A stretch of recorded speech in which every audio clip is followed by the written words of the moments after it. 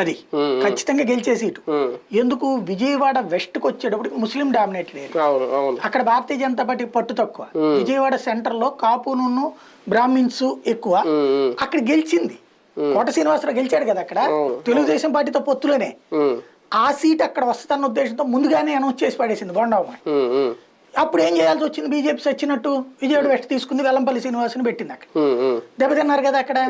అంటే వాస్తవంగా అక్కడ కనుక విజయవాడ సెంట్రల్ అయ్యి ఉంటే ఆ రోజున తెలుగుదేశానికి ఉండేది కాదు కదా. గతంలో ఏనాడు గెలవలేదు తెలుగుదేశం అక్కడ. 83లో గెలిచింది అడుగులు జయప్రకాష్, 85లో ఓడిపోయింది.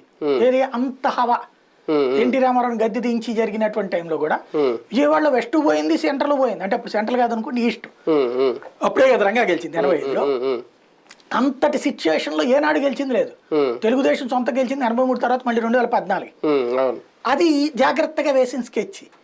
అట్లాగే విజయవాడ వెస్ట్ ఉంది అనుకోండి, మీరు చూడండి ఒక పక్కన కమ్యూనిస్టులతో మాట్లాడుతున్నారు, సిపిఐ రోజు అసలు పాపం గొడ్డలు చించుకుని మరి ఆయన తెలుగుదేశానికి మద్దతు ఇస్తున్నాడు రామకృష్ణ గారు. వాళ్ళకి కావాల్సిన ఫస్ట్ సీటు విజయవాడ వెస్ట్. ఎందుకంటే విజయవాడ వెస్ట్ లో చూసుకుంటే ఇద్దరు గెలిచారు మొదటి నుంచి, కమ్యూనిస్టు లేకపోతే కాంగ్రెస్ ఇద్దరే. తెలుగుదేశం ఒక్క 83లో గెలిచి 85లో ఓడిపోయింది అక్కడ కూడా. ఆయన ఈయన ఎస్సీ సామాజిక వర్గానికి సంబంధించిన ఆయన